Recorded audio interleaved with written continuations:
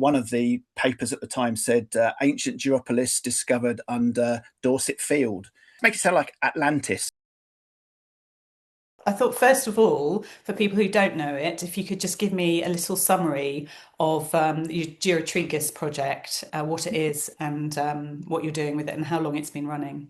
Yes, of course. The Durotriges are a tribe which inhabits most of Dorset and bits of Wiltshire and Somerset in the very late Iron Age, who were here when the Romans arrive. And so, what we wanted to try and do is to have a project which looks at settlement patterns, tries to see what happens when a large murderous Roman legion appears on the doorstep, and the local communities, do they become Roman overnight? Do they resist Rome? What actually happens to their culture patterns?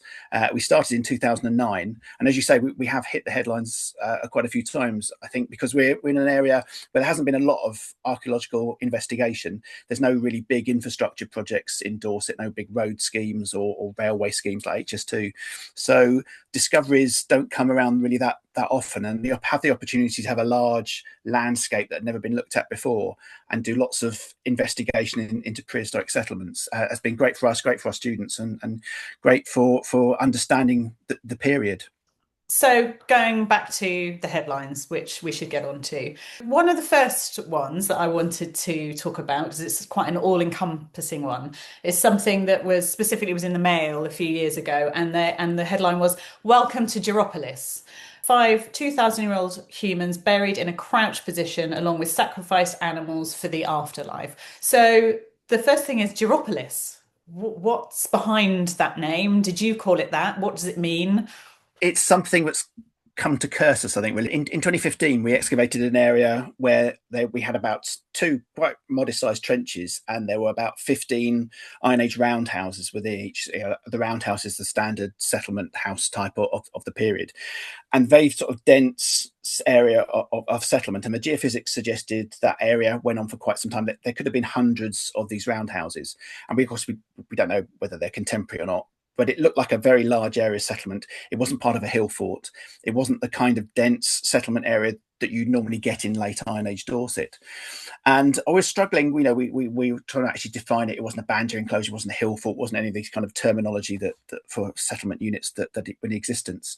And we were, within ourselves, were calling it Duropolis because the polis was Ptolemy, the geographer in the first century, was calling individual towns or settlements within Britain as polis sites, and Duro from Durotriges. But when we put out a press release about the site, we're very careful not to do that, because obviously the key thing about having a press release is it's your words. You're very careful about what you say. You're not trying to over sensationalize anything. You don't want anything to be misunderstood. But a couple of journalists did come along to the open day, as they were invited to. We have big public open days, and we put up a sign saying "Welcome to Duropolis." Why not?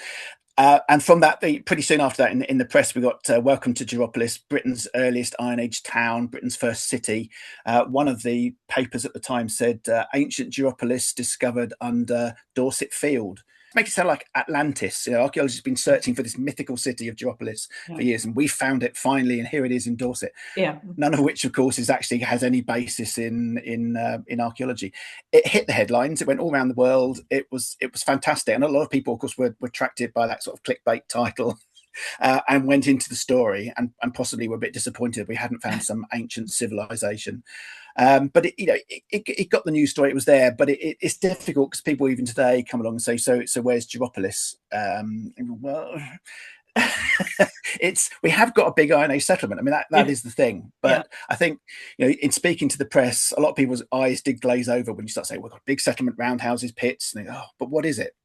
And it was an easy shorthand for us, but having that sign "Welcome to Duropolis," I think possibly looking back on it, perhaps we shouldn't have done that. But there you go. That's that's all part and parcel of publicising archaeology. One of the things was, of course, one thing we didn't say. We were talking about it a bit as a big settlement when the press started, and when that started snowballing, was this idea that it's Britain's earliest town. So traditionally, historically, Britain's earliest town, classical and Roman writers, historians today will tell you it's Colchester. So in the press, when it said Britain's earliest town discovered, we had lots of journalists from Colchester phoning us up saying, "Actually, what the hell are you talking about? This is, are you dissing our great city of Colchester?" No, no, we're not. We never said that anyway. Again, it's something which it gets the interest going. But I think as long as people move beyond the headlines to investigate the story, you're okay. If the story becomes the headline, then it's less okay.